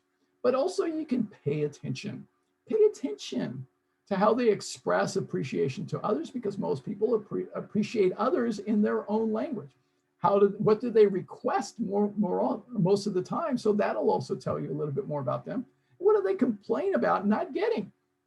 Oh, Richard's just always so busy. He never has time for me. Well, it's quality time. All right. So you want to pay attention to people. Really important. Now, if you forget the 5 love languages, it's really easy to remember the 5 love languages. All you got to do is think of tacos. Yeah, tacos. You just have to think of tacos. It's all you got to do is think of tacos, and you'll remember the 5 love languages. So words of affirmation. Your tacos are delicious. Acts of service. Oh, I went to our favorite taqueria, and I know I went to the store and I got all the freshest ingredients, and I made you these tacos, yes, just for you. And then receiving gifts, I went to our favorite taqueria and I got you a taco just for you, my dear. And then quality time. Oh, let's go out for tacos together. Okay, yes, let's do that. And then physical touch, my favorite. Oh, please, let me hold you like a taco. So just have a sense of humor. You'll remember the 5 love languages, but never forget this. Never forget that a person's greatest emotional need is to feel appreciated, All right, guys, get this, all right? Really important, okay? Because we don't normally feel, we're not connected to our feelings. So really, their need is to feel appreciated. Now, one of the most really brilliant things that I learned about creating mindful loving in a relationship is from David Rico. Really brilliant. He's a brilliant psychologist, and he takes a Zen Buddhist approach to mindful loving. I love this. It's really great. I'm going to send you a video from him in his book. So there's 5 A's. 5 A's are the hallmarks of mindful loving. Number 1 is attention to the present moment, observing, listening, and noticing all the feelings at play in our relationship. Second is acceptance of ourselves and others just as we are. Yes. Third is appreciation of all our gifts, our limits, our longings, and our poignant human predicament. Yes. Appreciation. And then affection, shown through holding and touching in respectful ways. And fifth, allowing life and love to be just as they are, with all their ecstasy and ache, without trying to take control. Just wonderful. All right, so now if you are single and you would love to create a healthy, wonderful, dynamic partnership, there are 3 steps that I want to share with you. 3 steps to attracting a dynamic partnership that is sexy, that is hot, is compatible, and really works. First issue is to get this, that the wisdom of Albert Einstein, that everything is energy, and that's all there is to it. Match the frequency of the reality you want, and you cannot help but get that reality. It can be no other way. This is not philosophy. This is physics. This is real important to get. It's real important to get. So everything is energy. Now, one of the things I learned about physics is that there are 3 dimensions of energy when you look at it this way, that there's frequency, there's amplitude, and there's wavelength. And so what we have to be able to do is match up energetically with some other person. Yes, frequency, amplitude, and wavelengths. Yes, all of that. And we can actually measure that today. It's really amazing. So for us to be able to attract a dynamic partner, we need to practice the physics and the law of attraction. Yes, the law of attraction works because like energies attract. Like energies attract. So the 3 practices of the law of attraction. Number 1 is ask. Number 2 is believe. And number 3 is that we've got to prepare to receive. All 3 are necessary. All 3. Most people go about it all wrong. They just do. So we need to be able to do all 3. Ask, believe, and receive. So how do we ask? Well, we need to have a strategic attraction plan. Now, interestingly enough, I use this with my clients because it comes from a book, Attracting Perfect Customers, and it works for relationships too. So we need to have a strategic attraction plan. So you need to write it out. What are the characteristics, attributes, traits, and behaviors of your ideal partner? Now, here's a clue. They shouldn't be exactly like you. Remember, you want that polarity, okay? So you need to look at that polarity, the masculine and the feminine. So they need to be, if you're the feminine, you want to look at the masculine that complements you. If you're a masculine, you want to look at the feminine that complements you. So what are the characteristics, qualities, and traits? Okay, so you want to look at them. Second thing is you want to write out what makes them tick. What they are committed to, what motivates them. Again, remember to keep the masculine and feminine polarity in mind. Now, what should they be able to expect from you as their partner? Okay, so if you're their partner, what should they be able to expect? How does that work for them? What's in it for them? You got to look at it there, all right? Remember, it's not about the golden rule, it's about the platinum rule. And then what's missing for you? All right, what's missing that you need to improve on so that you can actually attract this partner? Then, final piece is to look at what would be possible for them if you actually created this dynamic partnership. What would be possible for them? How good would it be for them? What would be possible? What would be possible for you? What would be possible for the two of you together? I mean, you have to really step into imagination. As Einstein said, imagination is everything. It is the preview of life's coming attractions. Imagination is everything. It is the preview of life's coming attractions. So you have to be able to create this, and you have to use your imagination. Now, once you create this plan, this is where you are asking, you're setting up your reticular activating systems and your energy, your frequency, your wavelengths, and your amplitude so that you're resonating with this plan. You read it every day. You read it, or maybe you create it as a letter, maybe you create it as a written plan, bullet points, whatever it is. And so you are going to believe. You're going to believe by repetition and being able to really reinforce this plan, this image, this imagination. All right, you step into it, and then you have to prepare to receive. So you will attract this person. You will. It will happen. Are you going to be ready to be able to actually interact with this person? Let's hope so. You need to have some questions ready to go. So you want some very profound questions that really keep that energy flowing in that positive direction. So there are these questions. Here are some questions. You may have others, but there are a few questions to help you get started. 7 sufficiency questions that work with being in the parasympathetic state. It's a beautiful thing. All right. What are you passionately committed to?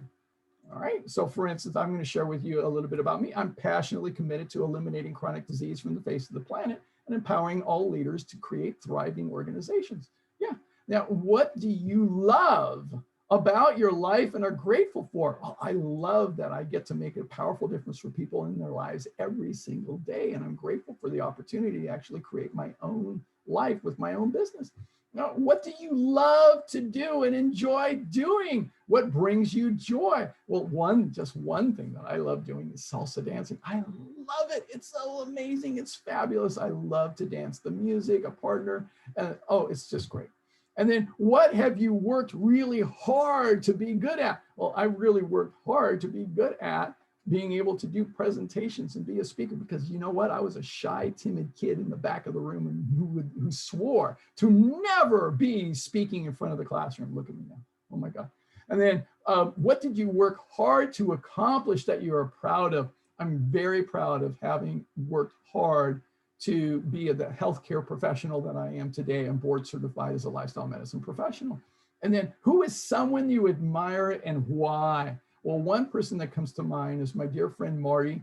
And for the, 25 years that I've known her, I have never heard her complain about anything at all. It's just an extraordinary human being. In fact, I even asked her husband, is she this way at home?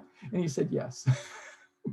And then what groups are you proud to be a part of? I'm very proud to be a part of the American College of Lifestyle Medicine, River City Speakers, my Toastmasters group, and many other organizations. So you want to be prepared to have answers to your question And you want to ask these questions as well. You want to have a dynamic, powerful, positive, enriching. You don't want to go through the history of your dysfunctional past. Forget that. All right. You're all about creating an exciting future. All right. That's what you want to be able to do. You want to, if you play your cards right, then you'll be able to start creating a beautiful dance together. And that's what relationship is to me. Relationship is this beautiful, amazing, fantastic opportunity to dance with another human being, to really create this intimate connection. And it's a beautiful, beautiful thing. It really is. It's where two happy individuals who are independent come together, committed to empowering the other to be the best version of themselves. And it's a beautiful thing to learn how to dance. So your mission, should you choose to accept it, is to learn how to dance, like really no kidding. And I want to share with you, this is one of my inspirations when it comes to relationship. And this picture right here is me dancing with my godmother at my parents' 50th anniversary. And she is in this picture at the age of 92. 92. And I got to tell you, she was the best dancer out there. Absolutely wonderful. She and my godfather met dancing. He was a naval officer in the United States Navy, and they met at the USO. And so they danced. They never had any children of their own. So I was their only godchild, and they spoiled me rotten. It was a wonderful thing. So here I am. I danced with my godmother at the age of 92. And they danced their whole life, my godfather and my godmother. They danced to the very weekend that he died, when he was 86 years old. He died a happy man with her in his arms. And it was a beautiful thing. My godmother lived another 10 years from this picture until she was 102.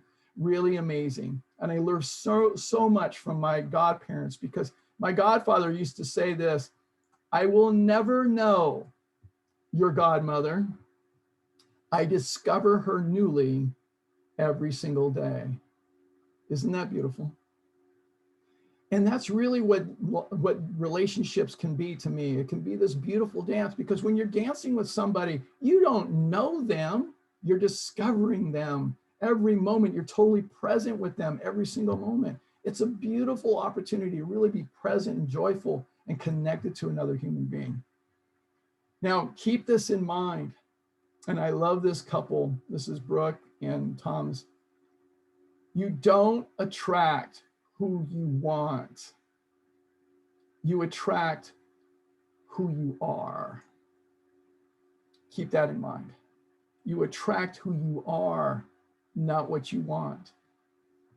Okay? So it's really important. You got to let go of what you want. It's having no attachments to what you want. Work on you. So your mission, should you choose to accept it, your task is not to seek for love, but merely to seek and find all the barriers within yourself that you have built against it and embrace them. Some powerful wisdom from Rumi. So your mission, should you choose to accept it, is to become a happy, independent person. Yes, you want to be a happy, independent person, because who the heck wants to be in a relationship with a miserable person, okay? Really, like, who wants to be around somebody who's always complaining, negating, cynical, skeptical? Who wants that? No, you want to be a happy, independent person. Self-sufficient, fully responsible. Now, the trap is this. What we sometimes do is we seek pleasure instead of happiness. You see, pleasure is easy. Pleasure is easy, and there's a difference between pleasure and happiness. You see, pleasure, and we even have the scans on this, on the brain, pleasure activities only interact with the limbic brain and a little bit in the frontal cortex, all right? So pleasure activities are immediate gratification, they're temporary, little effort, fluctuate, avoidance of pain, and generally leads to more suffering in the end. Problem is, we seek way too much pleasure.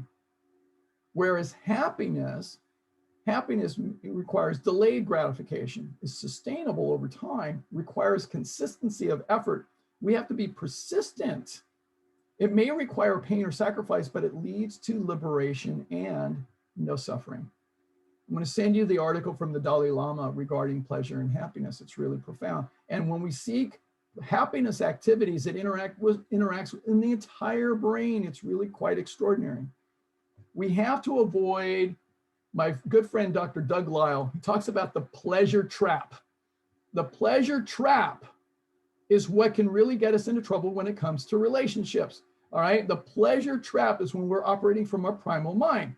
All right. So we are swimming around like a female shark is swimming around thinking food, sex, food, sex, food, sex. And then a male shark is swimming around thinking sex, food, sex, food, sex, food.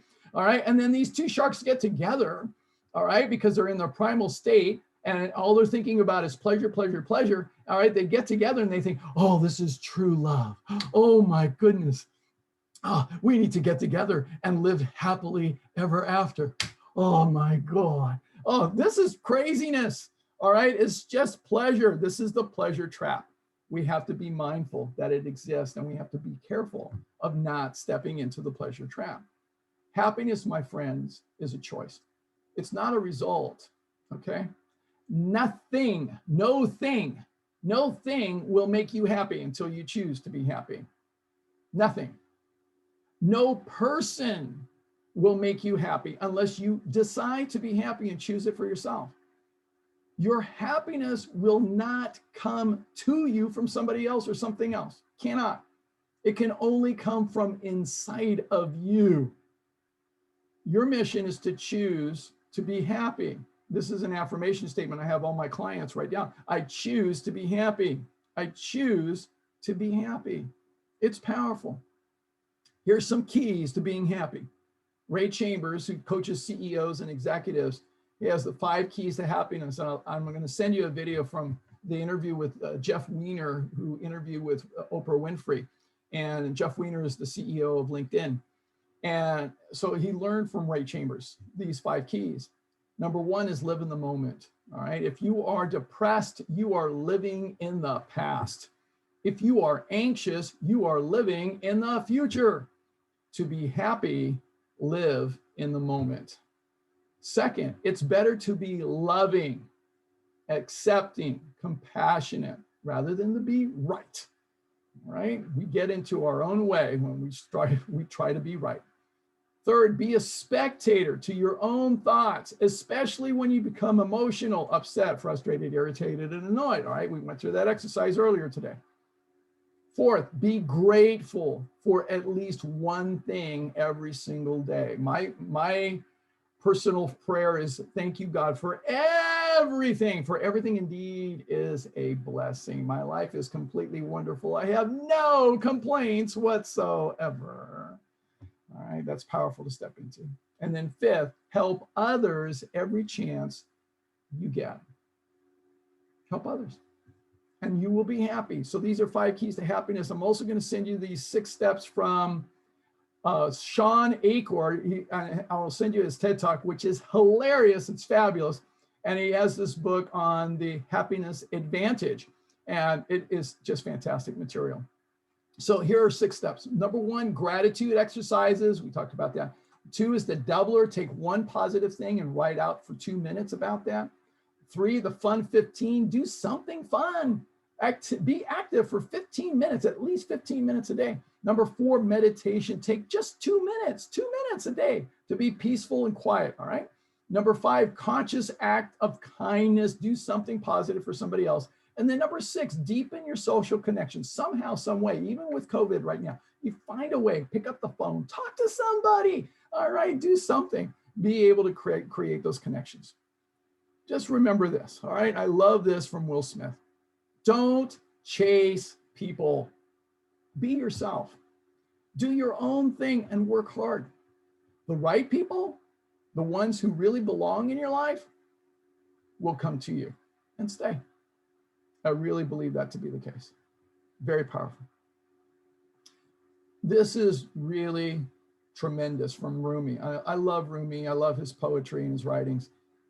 When I run after what I think I want, my days are a furnace of stress and anxiety.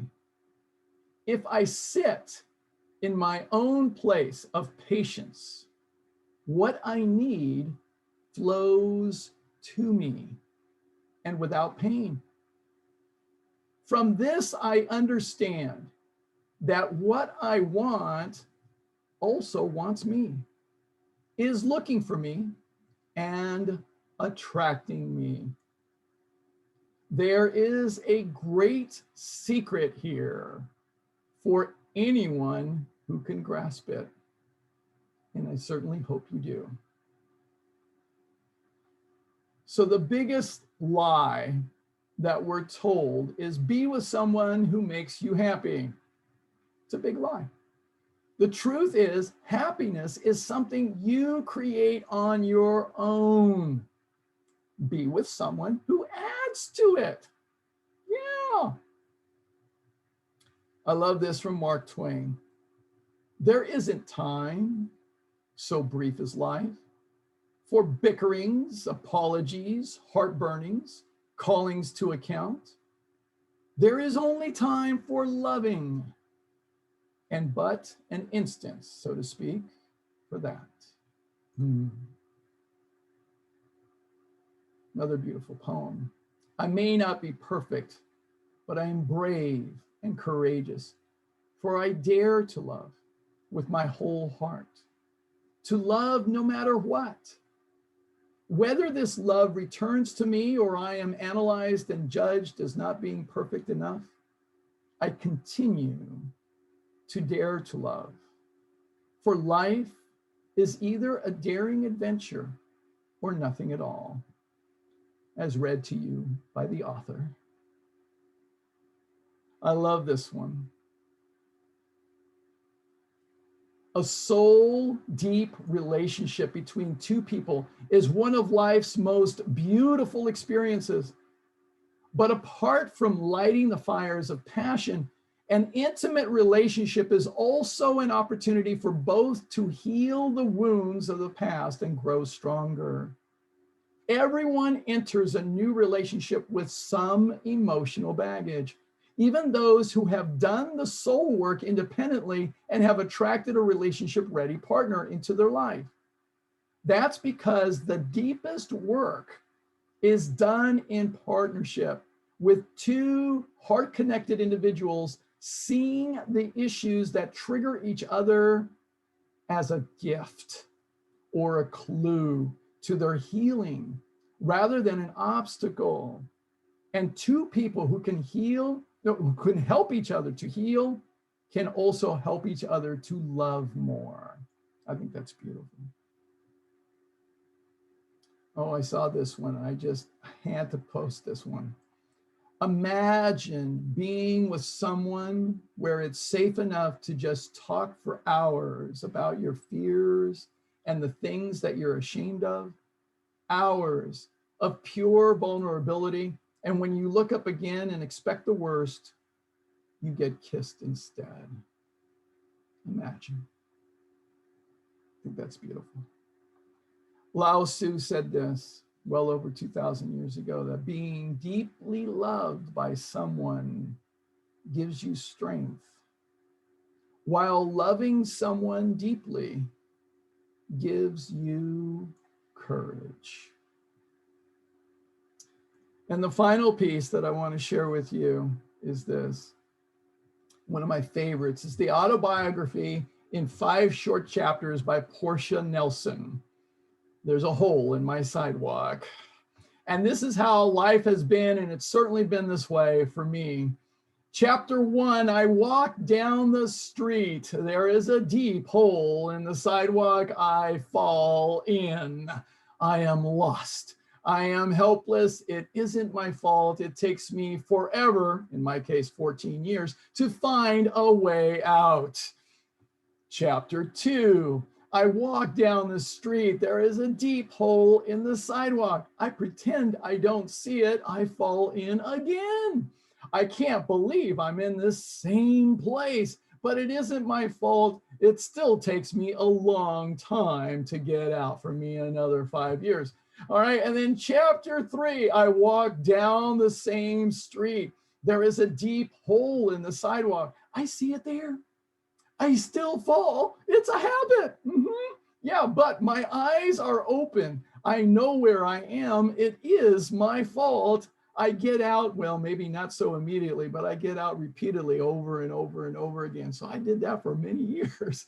All right. And then chapter 4, I walk down the same street. There is a deep hole in the sidewalk. I walk around it. Oh, that's been really great to do. And now chapter 5, I walk down a different street. Isn't that great? Yes, that's what I'm taking on in my life, is walking down a different street. So my friends, I've shared with you lots of amazing material. I hope you got some kernels of wisdom to use from you. So many of my teachers have taught me so many great things. So we've talked about creating healthy independence, being able to let go of your attachments. We talked about the rules for men, the rules for women, creating that healthy masculine feminine polarity. We talked about practicing the platinum rule and creating a healthy relationship, the love languages, creating a dynamic partnership if you are single, how to do that, and being able to choose happiness for yourself really makes a difference. And I love this picture, don't you? I mean, it's just really great. And by the way, here are just some of the books that I wanted to share with you, just some of the books that I've read, all of these in relationship to, about relationships. So it's really great. The 4 Agreements by Don Miguel Ruiz, and The Mastery of Love. We've already talked about the other book, The 5 Levels of Attachment. Mindset by Dr. Carol Dweck. Phenomenal, really helps a lot in terms of relationships.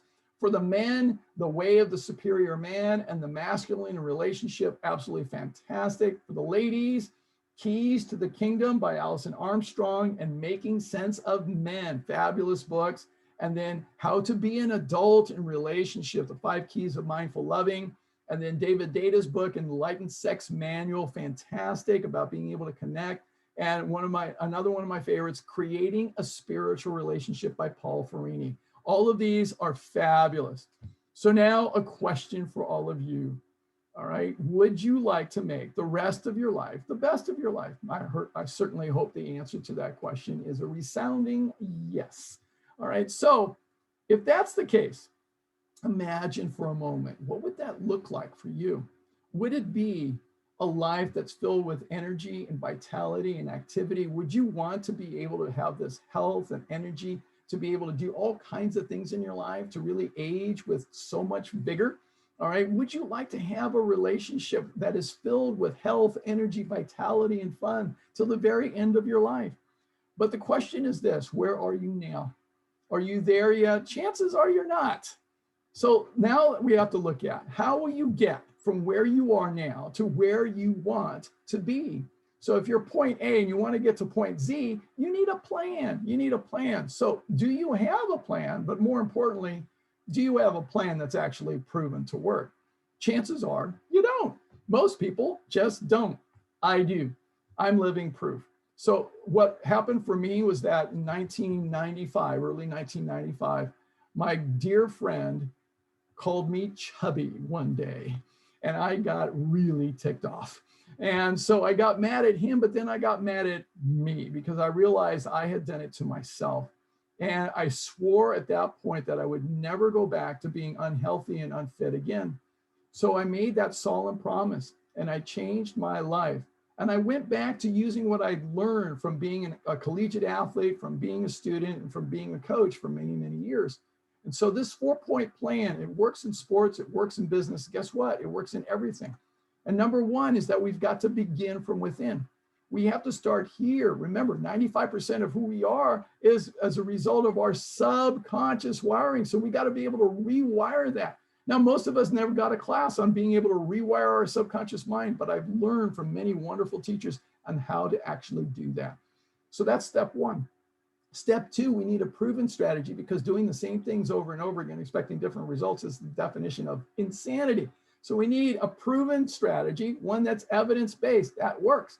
Third, we need support and accountability. We need to be intelligent about setting ourselves up for success. Nobody, and I mean nobody, is successful by themselves. And then fourth, we need to develop a track record of consistency, because habits produce results. Habits produce results. So we have to create those new habits.